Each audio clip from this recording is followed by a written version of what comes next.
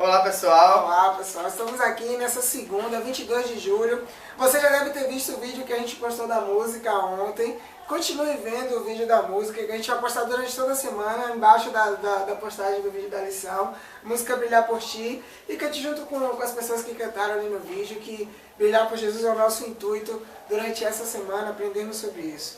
E o nosso título da semana, Carlos, qual é? Testemunho e serviço, reavivamento em ação. Na lição de adultos vem o fruto do reavivamento. E o verso para memorizar: recebereis poder ao descer sobre vós o Espírito Santo, e sereis minhas testemunhas, tanto em Jerusalém como em toda a Judéia e Samaria, até os confins da terra. A lição de segunda de adultos, ela trouxe para nós hoje recebendo a promessa. Interessante que ontem a gente viu que Jesus deu uma missão à igreja.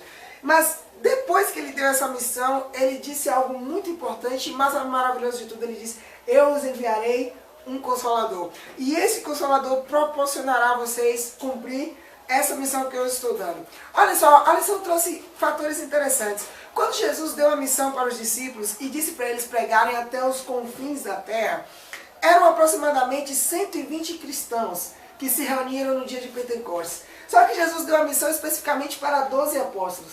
E parecia impossível para esses 12 apóstolos pregar até os confins da terra 12 pessoas.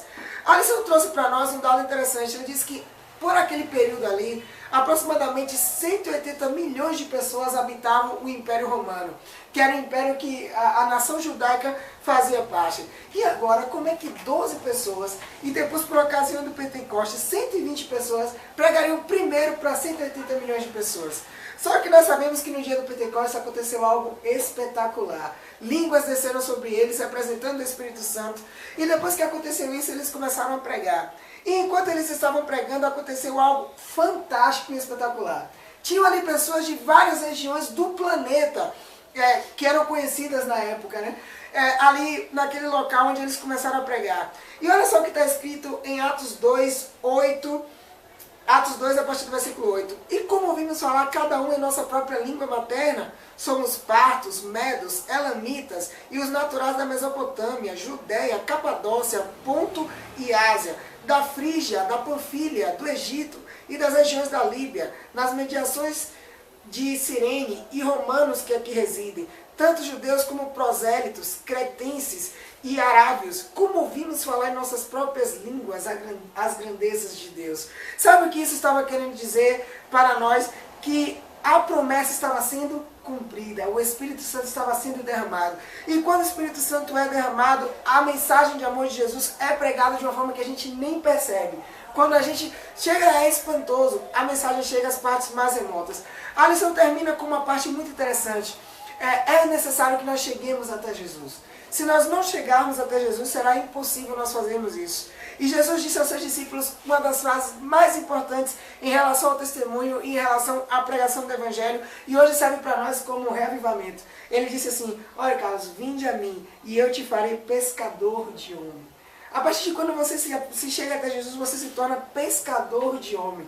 Você passa a levar as pessoas o amor dele e com isso você traz as pessoas para um convívio na sua graça e no seu poder.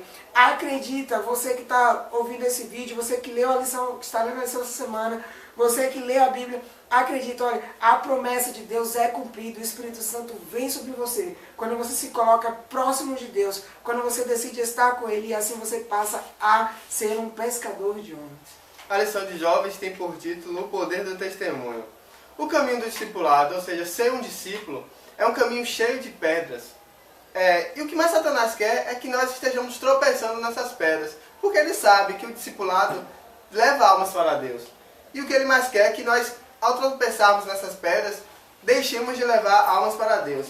Mas nós, como cristãos, e os cristãos experientes, eles, ao experimentar o revivamento, eles compartilham sua fé, porque sabem que esse compartilhamento de fé faz com que Satanás seja derrotado através desse testemunho, através dessas experiências. E vê esse testemunho como uma forma de derrotar o inimigo. Uma forma também maravilhosa para derrotar Satanás é através do louvor. A lição traz até uma expressão meio que engraçada, que ele é alérgico ao louvor. Quando nós louvamos a Deus, ele fica incomodado. Então que nós possamos estar a todo momento, louvando a Deus de todo o nosso coração, e principalmente através do testemunho. Como nós vimos, Paulo, ele ao experimentar o verdadeiro reavivamento, ele ficou ansioso para expressar esse reavivamento para as outras pessoas, né? Para mostrar para aquelas pessoas a transformação que ocorreu na vida dele. E nós, quando nós compartilhamos essa transformação que nós passamos, o reavivamento que nós passamos, as pessoas, ao ver aquelas experiências, elas ficam mais propensas e mais abertas a aceitar a palavra, porque elas veem que pessoas que estão próximas delas foram transformadas e passaram por essa transformação. Então elas também veem que é possível, veem mais perto dela, então torna mais fácil acreditar. Mas não é simplesmente uma experiência de um reavivamento que faz com que aquelas pessoas elas aceitem. O reavivamento é a experiência, mas um testemunho diário. Não adianta você só dar o testemunho e não viver diariamente. Da mesma forma que uma pessoa, ao ver que alguém que testemunhou vive uma vida próxima a Cristo, ela se anima a conhecer esse Deus, aquela pessoa também que vê um cristão que só vive resmungando, murmurando, dizendo que está infeliz, ela diz: para que eu quero conhecer esse Deus se essa pessoa só vive assim? Então que nós possamos estar testemunhando, vivendo felizes, para que essas pessoas possam desejar conhecer esse Deus ao qual nós servimos. E os apóstolos, eles também deram testemunho pessoal. E o testemunho deles resultou na implantação de novas igrejas. É tanto que nós vemos o que João disse lá em 1 João 1.